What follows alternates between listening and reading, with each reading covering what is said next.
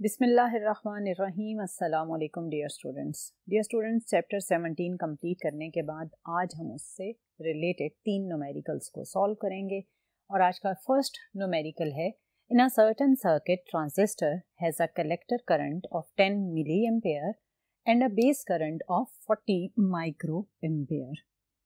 आपको base current और collector current दोनों की वैल्यूज़ गिवन है और उसने आपसे कहा कि current gain of transistor calculate करें। करंट गेन ऑफ ट्रांजिस्टर में जब आपको base current collector current given है तो आपने बीटा की वैल्यू कैलकुलेट करनी है। कलेक्टर करंट था 10 मिली एम्पेयर, आपने मिली को 10 टू पावर -3 के अकॉर्डिंग लिखा और माइक्रो एम्पेयर जो बेस करंट की वैल्यू थी उसमें आपने माइक्रो को 10 टू पावर -6 के अकॉर्डिंग लिखा। सिंपल सा न्यूमेरिकल है, इसमें आपको दोनों वैल्यूज गिवन है। अननोन जो आपके पास बीटा है उसके फार्मूला है IC/IB। बीटा आपके पास करंट गेन है which is the ratio of collector current to base current. इसमें आपने कलेक्टर करंट और बेस करंट की वैल्यूज पुट की। इसमें आपके पास ये 10 टू पावर -3 10 टू पावर -6 जब कैंसिल हुआ तो रिमेनिंग है 10 टू पावर -3 और ये 10 1s are 10 10 4s are 40, तो ये आपके पास आ जाएगा 1/4 इंटू 10 टू पावर -3। जब आप 1 को 4 से डिवाइड करेंगे तो यू विल गेट 0.25 और 10 टू पावर -3 ऑब्वियसली आप अपवर्ड मूव करेंगे तो इट विल बिकम पॉजिटिव। इसमें आप अगर 10 की पावर को ख़त्म करना चाहते हैं तो आपके पास होल नंबर में जो बीटा की वैल्यू बनेगी दैट इज़ 250। सो आपके पास current gain in the given transistor बना 250।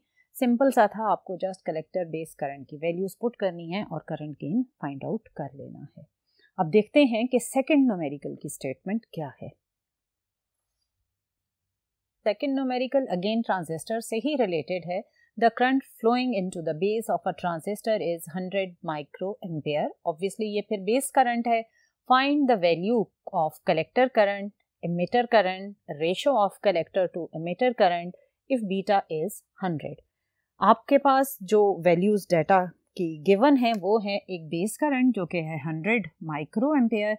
माइक्रो को आपने 10 टू पावर -6 के अकॉर्डिंग लिखा और आपको करंट गेन बीटा की वैल्यू भी गिवन थी। आपने जब इसमें सोल्यूशन स्टार्ट करना है तो फर्स्ट आपने कलेक्टर करंट कैलकुलेट करने के लिए बीटा का formula ratio of collector to base current use करना है। इसमें बीटा की वैल्यू हम पुट करेंगे 100। कलेक्टर करंट आपने कैलकुलेट करना है, बेस करंट आपको 100 माइक्रो एम्पेयर गिवन है। सो जब आप इसे सॉल्व करेंगे तो आपके पास कलेक्टर करंट कुछ इस तरह से कैलकुलेट होगा। इसमें जब आप सॉल्व करेंगे तो ये बनेगा 10 to power 4 10 to power -6 ampere. Further इसे आप सॉल्व करेंगे तो it will be 10 to power -2 ampere. इसको अगर आप डेसिमल में कन्वर्ट करना चाहें तो डेसिमल में होगा 0.01 एम्पेयर और अगर आप चाहते हैं कि इसे मिली एम्पेयर में कन्वर्ट करें तो एम्पेयर से मिली एम्पेयर में कन्वर्जन के लिए आप इस फैक्टर को 1000 से मल्टीप्लाई करेंगे तो ये बनेगा 10 मिली एम्पेयर। सो ये आपके पास कलेक्टर करंट का डाटा हो गया। अब आपने कैलकुलेट करना है एमिटर करंट। इसके लिए हम एमिटर करंट इक्वेशन यूज करेंगे जो कि होता है sum of base current and collector current. Collector current अभी आपने कैलकुलेट किया 0.01 एम्पेयर और बेस करंट आपको गिवन है 100 माइक्रो एम्पेयर।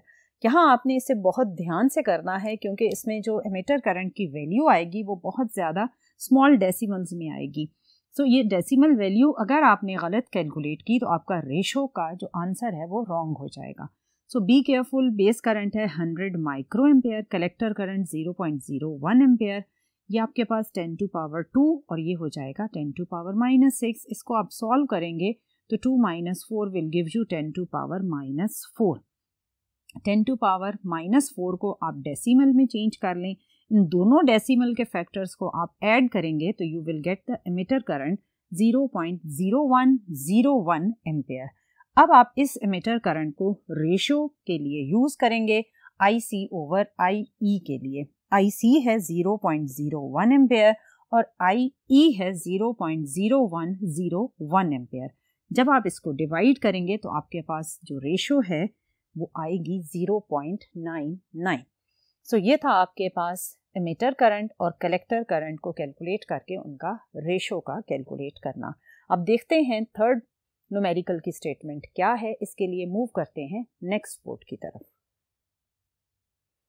जी dear student, third question again transistor से रिलेटेड है और इसमें ट्रांजिस्टर को कॉमन एमिटर कॉन्फ़िगरेशन के अकॉर्डिंग कनेक्ट किया गया है और आपको ये कहा गया है कि जब आपने इसे कॉमन एमिटर कॉन्फ़िगरेशन के अकॉर्डिंग कनेक्ट किया तो जो लोड रेजिस्टेंस था जिसके अक्रॉस आप आउटपुट लेते हैं RC रेजिस्टेंस, उसकी वैल्यू है 3 किलो ओम्स और उसके अक्रॉस जो पोटेंशियल ड्रॉप हो रहा है वो है 6 वोल्ट का। अगर ये आपके पास पोटेंशियल ड्रॉप RC के अक्रॉस है तो इसका मतलब ये VC की वैल्यू है और ये आपके पास RC की वैल्यू है। Find the base current and the current gain alpha is 0.97। अब आपकी कुछ बुक्स में यहाँ पर बीटा लिखा हुआ है, वो रॉन्ग है क्योंकि 0.97 जो वैल्यू है ये बीटा की नहीं होती, ये अल्फा की वैल्यू होती है। जब मैंने आपको टॉपिक भी पढ़ाया था तो बताया था कि अल्फा की वैल्यू लेस देन 1 रहती है। सो 0.97 is the value of alpha, it's not the value of beta. और फिर आपने यहाँ पर बेस करंट कैलकुलेट करनी है और आपकी बुक में जो आंसर गिवन है वहाँ पर एमिटर करंट की वैल्यू गिवन है। सम बुक्स में और कुछ बुक्स में करेक्टेड है, बेस करंट ही गिवन है। सो मैं आपको बेस करंट भी कैलकुलेट करके दिखाऊंगी और एमिटर करंट भी कैलकुलेट कर दूंगी। आपने जो फर्स्ट फार्मूला इसमें यूज करना है वो बीटा और अल्फा का रिलेशनशिप का फार्मूला है। Beta is equal to alpha over 1 minus alpha. Alpha की वैल्यू है 0.97।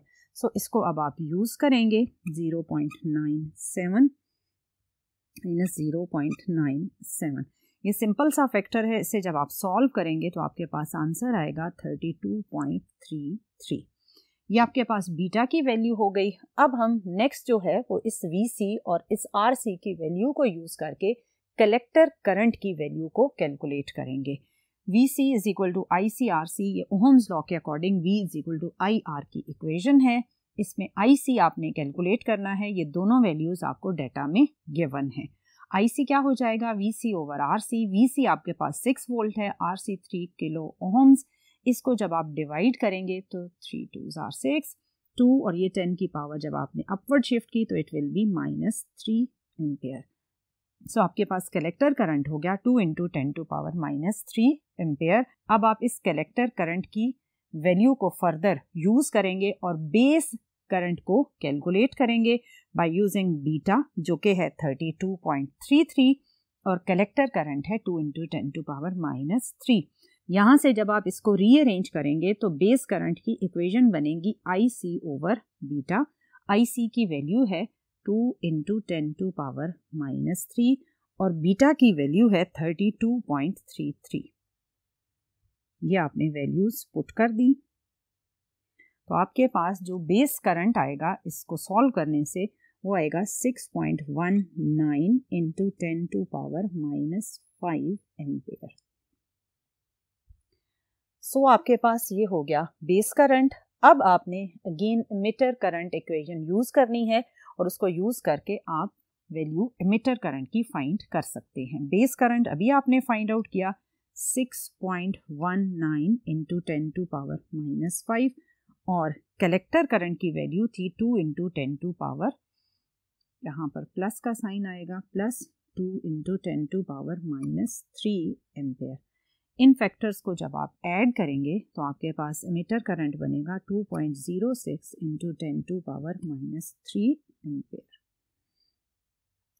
सो आपने देखा कि किस तरह आपने बीटा और अल्फा के रिलेशनशिप से पहले बीटा कैलकुलेट किया, फिर ओहम्स लॉ की हेल्प से आपने कलेक्टर करंट की वैल्यू कैलकुलेट की, फिर आपने current gain IC over IB वाली इक्वेशन यूज करके बेस करंट की वैल्यू कैलकुलेट की और फिर आपने इस इक्वेशन से एमिटर करंट की वैल्यू कैलकुलेट की।